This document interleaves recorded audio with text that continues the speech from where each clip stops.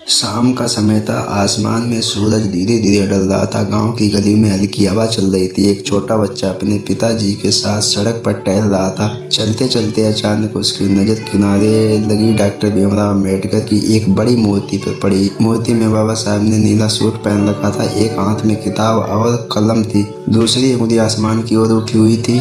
बच्चा कुछ देर तक मूर्ति को ध्यान से देखता रहा, फिर मासूमियत से अपने पिताजी का हाथ पकड़कर बोला, पिताजी, बाबा साहब हमेशा सूट वूट में ही क्यों रहते हैं? उनके हाथ में कलम क्यों होती है और उनकी उंगली ऊपर की ओर क्यों रहती है? पिता मुस्कुराए। उन्होंने बच्चे को अपने पास बैठाया और बोले, बेटा, यह सिर्फ एक मूर्ति नहीं बल्कि पूरे समाज को रास्ता दिखाने वाला संदेश है। बच्चा ध्यान से सुनने लगा। पिता ने कहा, बहुत साल पहले जब बाबा साहब छोटे थे तब समाज में बहुत भेदभाव था। लोग उन्हें बराबरी का अधिकार नहीं देते थे। स्कूल में उन्हें अलग बैठाया जाता था, पानी तक नहीं छूने दिया जाता था। लेकिन उन्होंने हार नहीं मानी। बच्चे की आंखें बड़ी हो गईं। वह बोला, फिर उन्होंने क्या किया पिताजी? पिताजी ने कहा, उन्होंने ठान लिया कि शिक्षा ही उनकी सबसे बड़ी ताकत बनेगी। उन्होंने दिन रात मेहनत की, इतनी पढ़ाई की कि विदेश तक उनका नाम हो गया। लेकिन बेटा, इतना बड़ा बनने के बाद भी उन्होंने सिर्फ अपने बारे में नहीं सोचा। उन्होंने उन लोगों के लिए लड़ाई लड़ी जिन्होंने समाज कमजोर समझा।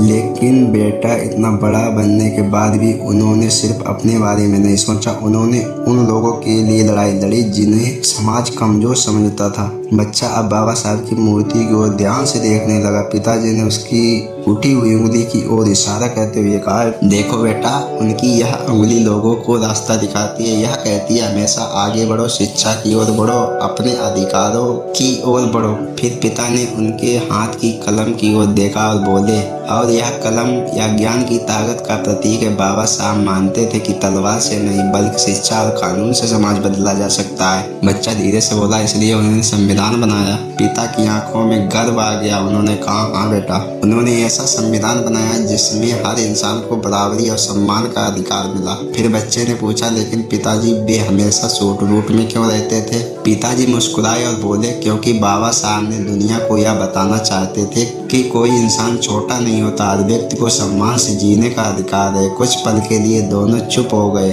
हवा धीरे धीरे चल रही थी और सामने खड़ी बाबा साहब की मूर्ति मानो आज भी लोगों को प्रेरणा दे रही थी। तभी बच्चा जोश में बोला, पिताजी, मैं खूब पढ़ाई करूंगा और लोगों की मदद करूंगा। पिता ने प्यार से उसके सिर पर हाथ रखा और कहा, यही तो बाबा साहब का सपना था बेटा। शिक्षित बनो, संगठित रहो, संघर्ष करो। अगर आपको यह बाबा साहब की कहानी पसंद आई तो प्लीज़ कमेंट में बताएं। वीडियो अच्छा लगा तो लाइक करें, चैनल को सब्सक्राइब करें, कमेंट में लिखें जय भीम।